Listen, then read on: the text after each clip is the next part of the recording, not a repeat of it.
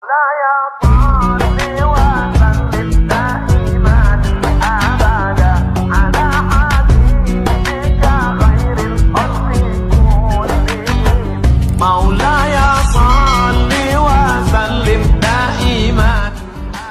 biasa saya kasihan lihat itu ibu kalau ada pengantin, mukanya betul-betul kayak tembok, serba palsu, bibirnya merah palsu,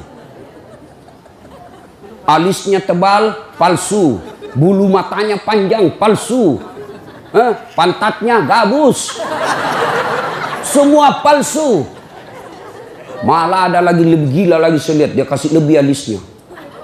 Saya bilang, kenapa dikasih lebih? Dia bilang seperti artis Korea. Ada artis Korea baru di Bogor tinggal. Coba, sudahlah. Apa dilarang berdandan? Ya silahkan, selama ibu berdandan supaya suami bangga di samping ibu, itu ibadah. Tapi kalau ibu dandan, gara-gara dandan tidak sholat, beleng-beleng. Coba. Nah sekarang gimana solusinya, Ustaz? Nah, ibu wudhu dulu. Sudah wudhu, dandan. Sudah dandan, tahan kentut. Biar sudah wudhu, kentut batal. Nggak habis kok Ustadz, sedikit aja keluar. Biar sedikit, batal. Coba. Dua. Yang menyebabkan ibu-ibu banyak nggak sholat kalau ada pengantin. Apa? Jilbab. Saya ini sudah keliling-keliling ceramah. Sampai ke Malaysia, Timur Tengah, Brunei, Filipina Selatan. Ini hanya di Indonesia yang ibu-ibunya susah jilbabnya. Jilbab sakaratil maut.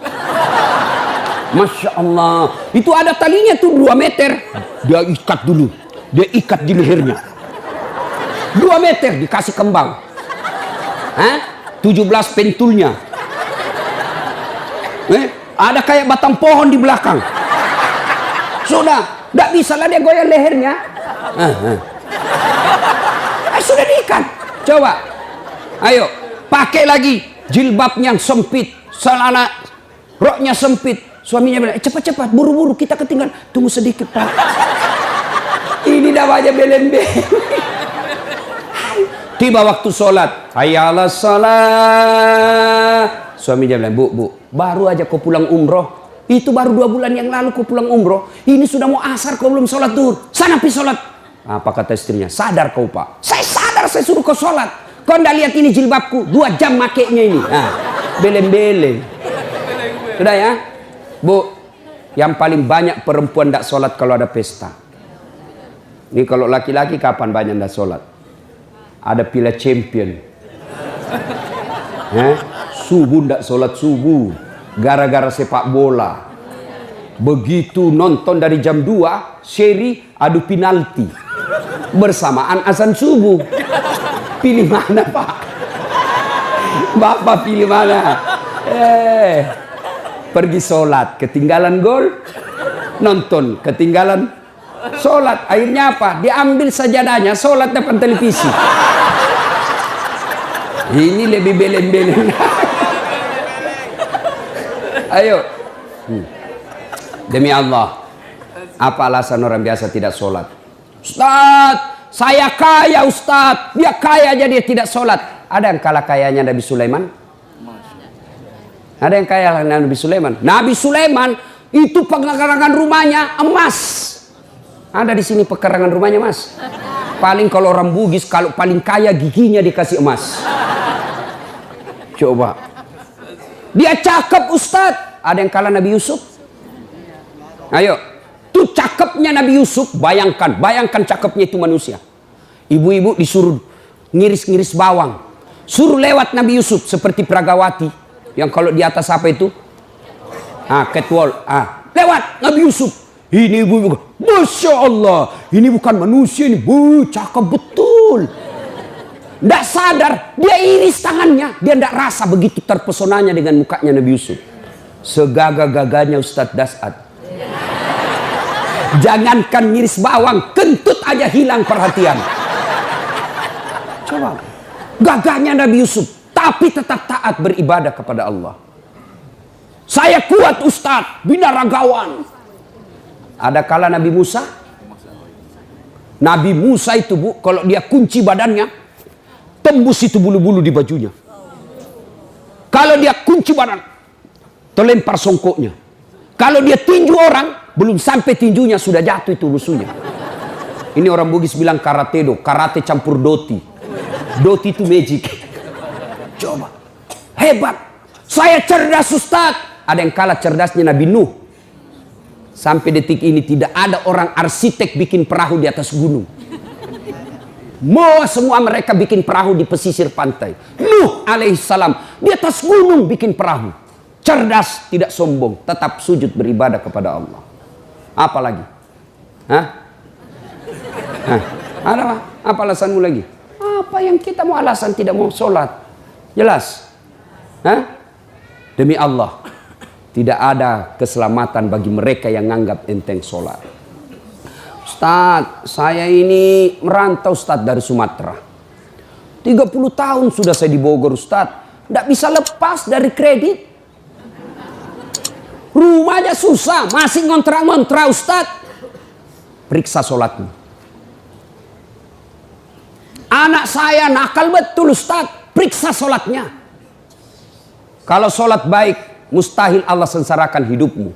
Tuhan apa yang bikin sengsara hidupnya orang yang baik sholatnya? Saya sholat Ustadz. Betul kamu sholat, tapi tidak ikhlas. Ya Allah sholat. Asar lagi. Barusan duhur. Kok tidak ikhlas bos? Ayo. Saya ikhlas Ustadz. Mana ikhlas sholat duhur sudah dekat asar? Ikhlas kan namanya itu. Ayo. Mana ikhlas sholat asar sudah dekat maghrib. 1 kali wudhu itu sudah sholat asarnya. Itu juga maghribnya. Mana? Maka kalau hidup kita susah, jangan cari kambing hitam. Lebih periksa sholatnya. Saya sholat Ustadz. Kenapa hidupku susah? Betul kau sholat, tapi sholatmu main-main. Tidak semangat ketemu Allah. Allah.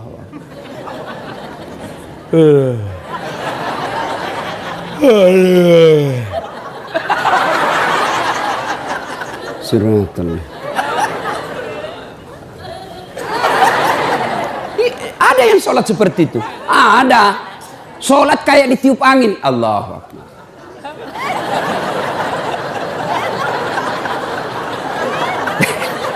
Siapa ajar kau sholat begitu? Ada juga sholat yang terlalu semangat. Allahu Akbar.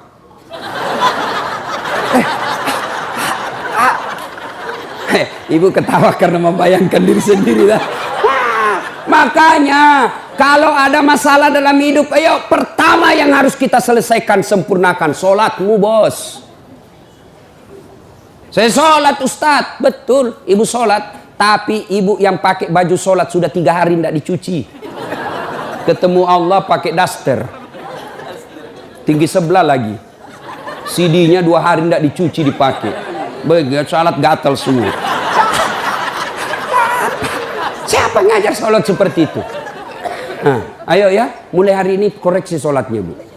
Ibu saya di kampung itu 14 anaknya bu. Tidak ada sekolah. Bahasa Indonesia tidak lancar. Tapi yang membuat saya kagum, kalau mau sholat dia ganti bajunya. Saya aja belum mampu seperti itu. Itu di ruang tiurnya dia gantung kudung dengan bajunya, dengan ada yang pembungkus kepalanya. Setiap beliau mau sholat pasti dia ganti baju. Masya Allah. Selalu ini yang membuat ibu saya doanya makbul. 14 anaknya. Ibu cuma 1 anaknya tidak bisa ganti baju kalau mau sholat. Yang ketawa, saya serius ini bu. Masya Allah. Bapak-bapak, adik-adik, kalau ada yang sampai sekarang belum dapat kerja yang baik, koreksi sholatmu. Ayo, apa susahnya sholat bos? Apa susahnya sholat? Lebih susah puasa, 30 hari kita lapar. Lebih susah haji, ngantri. Umrah aja kejar-kejar sholatmu tidak bagus. Ayo. Mau zakat sedekah berat, ada duit modal. Sholat yang penting ada maumu. Haji sekali setahun. Umrah penuh modal. Sholat 24 jam Allah menunggumu. Subuh Allah nunggu. Tengah hari capek Allah tunggu duhur. Sore mau curhat Allah tunggu asar. Maghrib selesai kegiatan Allah tunggu di maghrib kita. Mau tidur silahkan curhat sebelum isya. Tengah malam bangun tidak bisa tidur. Yuk kau sholat tahajud. Cuma kita tidak sadari kekuatan sholat. Sholat. Kecil buat Allah kasih kalian rumah. Kecil buat Allah kasih kalian jadi anggota DPR. Kecil itu asam urat. Kecil itu kolesterol. Perbaiki sholat. Cuma kita kalau sakit langsung ke dokter. Memangnya dokter yang sembuhkan kamu? Ke Allah dulu. Allah, dokter. Saya sampai detik ini belum pernah ketemu dokter yang hebat. Kenapa? Begitu saya ke dokter, saya juga yang kasih tahu penyakitku. Assalamualaikum Ustaz. Waalaikumsalam dok. Kenapa Ustaz? Ini mencret-mencret saya dok. Kenapa bisa? Dalam hatiku ya urusanmu. Karena kau dokter. Masa saya yang kau tanya? Allah. Tanpa bapak beritahukan, ibu beritahukan, Allah sudah tahu penyakitnya ibu. Yang dokter hebat itu baru muncul, pasti mencret Ustaz. Itu hebat itu. Tapi yang tidak. Iya. Maka bapak ibu sekalian, perbaiki sholat. Dah, itu tetangga saya Ustaz tidak sholat, tapi kok rezekinya baik, proyeknya lancar. Oh jangan salah, memang duitnya banyak, mobilnya mewah, rumahnya megah, tapi apa yang ibu bapak tidak tahu, istrinya selingkuh, suaminya membalas. Banyak kita lihat orang kaya, tapi menderita batinnya. Duitnya banyak, dihormati di kantor, dimuliakan di kantor, tapi sampai di rumah aja dilempar piring sama anaknya masih SMP. Itu sudah banyak duitnya, tapi tidak ada kebahagiaan rumah tangganya. Banyak duitnya, tapi tidak ada bisa dia makan. Duitnya 7 miliar, tapi dilarang makan nasi. Apa enaknya? Dilarang makan nasi, dilarang makan karedok. Apa? Yang bisa dia makan hanya ubi rebus. Duit 7 miliar cuma ubi rebus. Pret. Ya, maka Bapak Ibu, adik-adik, jangan galau, perbaiki sholatmu. Saya bisa bicara begini, saya alami. Demi Allah, saya pernah menjadi cleaning service. Bersihkan toilet triple terkenal di Makassar waktu itu. 4 toilet saya harus bersihkan tiap hari. Saya bilang sama koordinator kebersihan, tidak usah gaji saya, kasih masuk namaku undian umroh kalau ada gratis. Sampai tutup itu kantor, tidak dapat. Saya pernah menjadi loper koran. Selesai sholat subuh saya bawa naik sepeda itu langganan harian Fajar di Makassar. Hilang lagi sepeda BMX ku. Tidak tahu sampai sekarang saya belum dapat siapa yang curi. Yang ngajar itu kalau saya dapat itu saya lapor di KPK. Masya Allah. Hai. Saya sering jalan kaki pergi sekolah.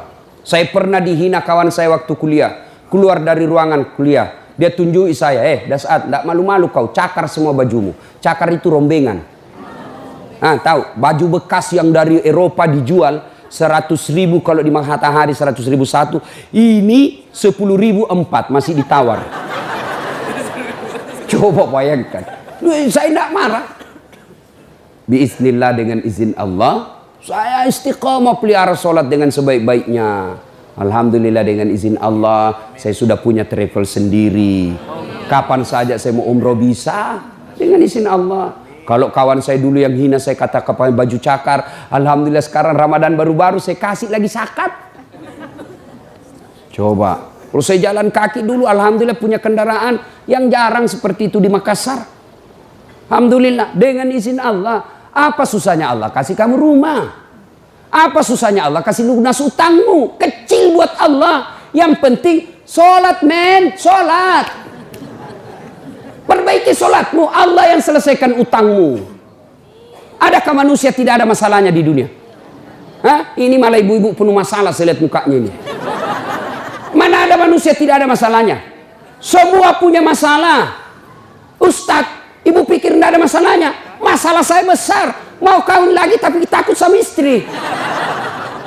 Semua punya masalah.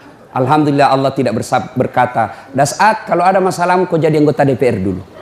Ada masalahmu kau jadi gubernur dulu. Ada masalahmu kau jadi profesor dulu. Tidak, Allah cuma minta, Dasat ada masalahmu, ista'inu bis-sabri was-shalah. Sabar, perbaiki sholatmu. Saya yang selesaikan masalahmu.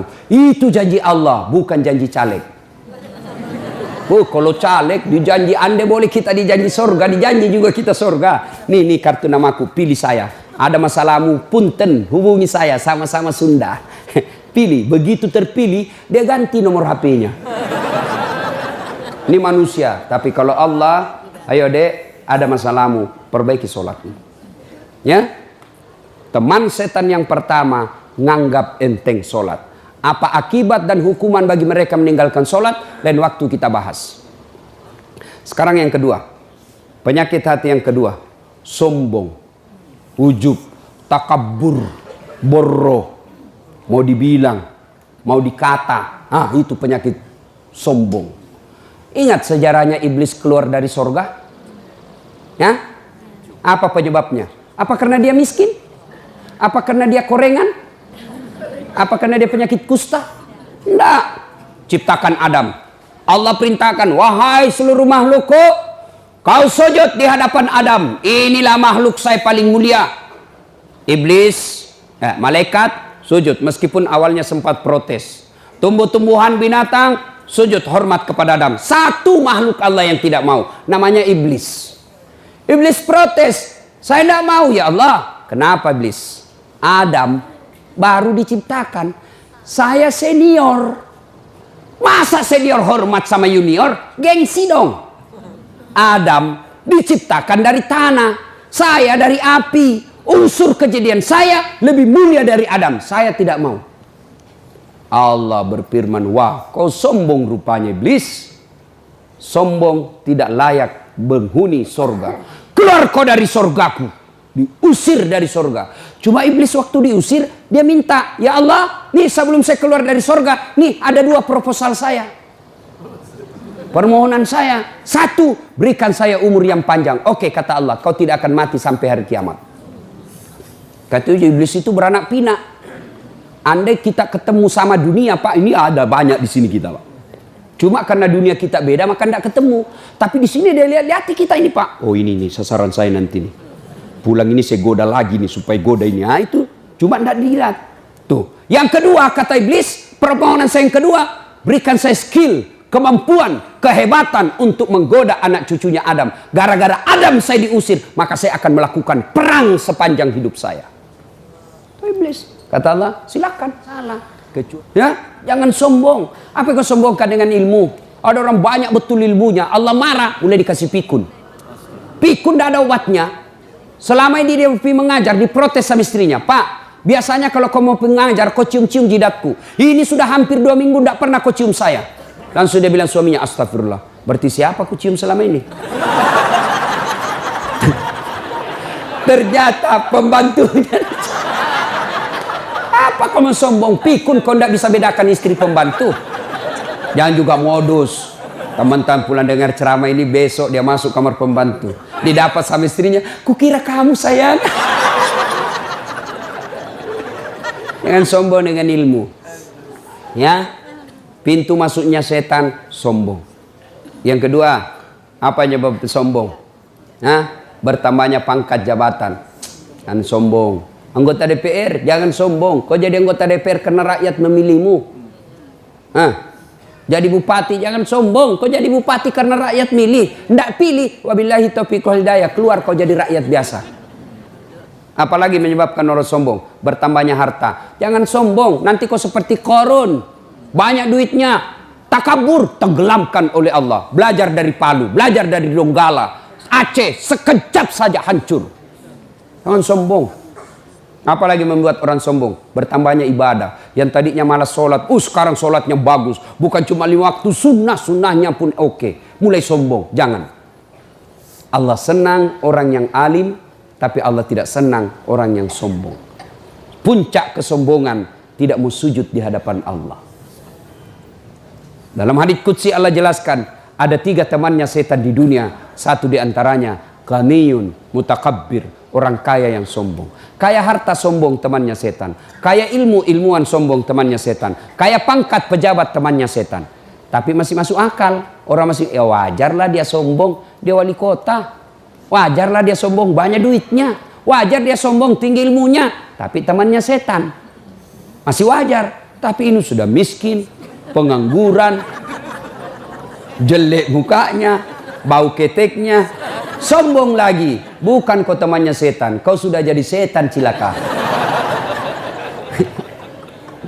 Salatullah salamullah ala toha rasulillah. Salatullah salamullah ala yasin habibillah. Ibu bapak, saudara-saudara sekalian yang saya hormati. Satu, teman setan itu penyakit hati, menganggap enteng sholat. Dua, sombong. Tiga, baki, pelit, dedekut. Orang Bugis bilang seke, kikirigalla paku jambatan. Itu pelit sekali. Itu temannya setan. Ibu-ibu mau lihat pelitnya ibu? Coba kalau dia beli sayur. Hobi memang dia nawar. Kalau dia ke pasar, beda 1000 dia kelilingi tuh pasar. Beda 1000 tuh dia kelilingi. Bu, halo ibu. Bu, kalau ibu belanja di Trans Studio, Trans Mall, atau Alfamidi, Alfamart, tawar apa tidak? Tidak. Tawar apa tidak? Tidak. Coba kau tawar dibilang ke orang gila. Lalu pedagang kasihan yang sesama kita pribumi datang naik sepeda motor, kadang kala sepeda, dia datang, dia sudah panggil kita, ya Bu Haji, nggih, Bu Haji makin cantik aja, masih nawar. Apa namanya kalau bukan pelit? Sudah enaknya itu, berapa Mas? 10.000 Bu Haji, 11.000 ya. Mantap. Kalau kan ibu-ibu yang suka nawar, kalau bapak-bapak kan tidak suka nawar ya. Ibu-ibu tuh suka betul nawar. Bu, ibu mau ndak suaminya diambil orang? Mau? Silahkan pelit. Orang pelit itu tidak ada yang suka. Bahkan orang pelit sekalipun tidak suka sama orang pelit. Benar Pak. Begitu jeleknya itu sifat pelit, tidak ada yang suka. Coba saya tanya, bapak-bapak senang tetangga dermawan atau pelit? Ibu-ibu senang suami yang pelit atau dermawan? Senang mantu yang pelit atau dermawan? Teman-teman yang pelit atau dermawan? Dermawan, tidak ada orang suka orang pelit. Bahkan orang pelit pun tidak suka sama semuanya pelit.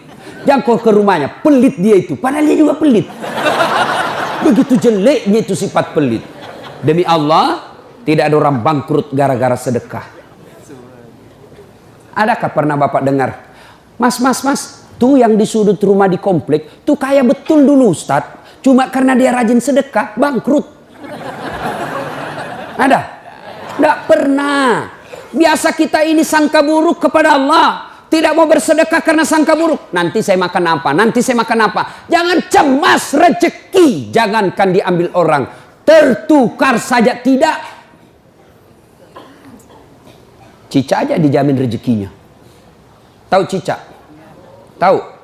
Cicak makan apa ibu? Masuk akal enggak? Enggak masuk akal. Gimana caranya? Satu di dinding, satu terbang. Di mana ketemu? Enggak ada terminalnya. Kalau pesawat terbang, kita jalan, ada ketemunya di mana? Di bandara.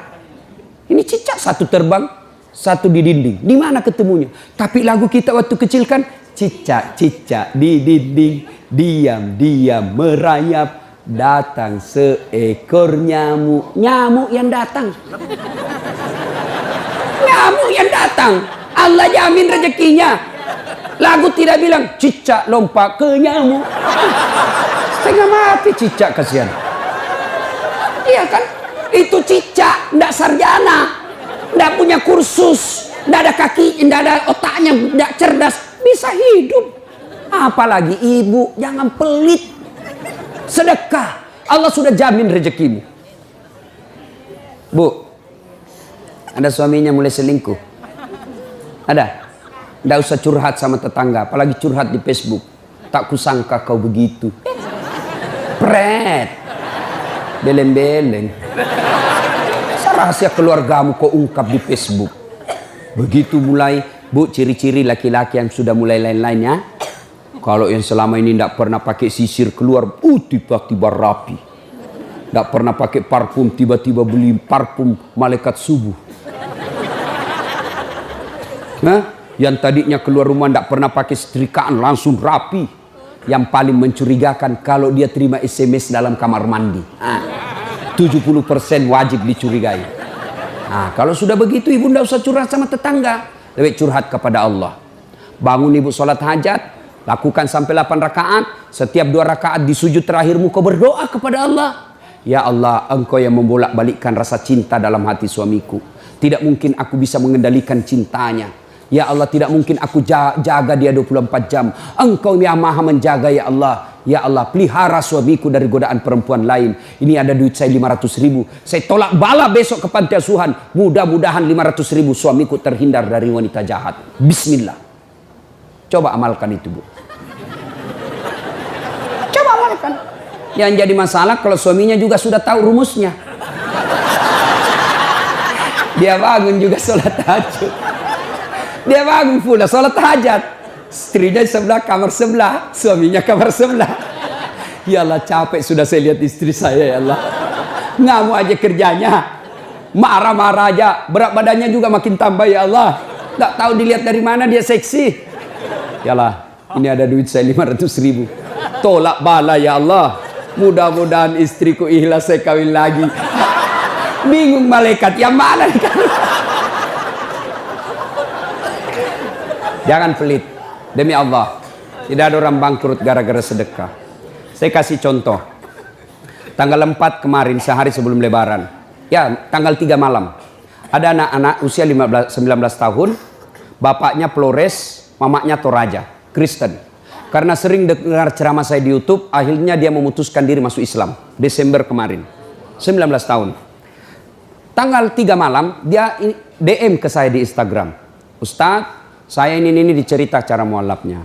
Kemudian besok sudah mau lebaran, saya belum punya baju baru Ustadz. Saya lihat Ustadz ini bagus-bagus bajunya. Di mana belinya Ustadz? Saya bilang sebenarnya baju saya tidak dibeli, bikin sendiri. Tapi yang lebih sebenarnya lagi, bukan baju yang bagus, saya yang gagah.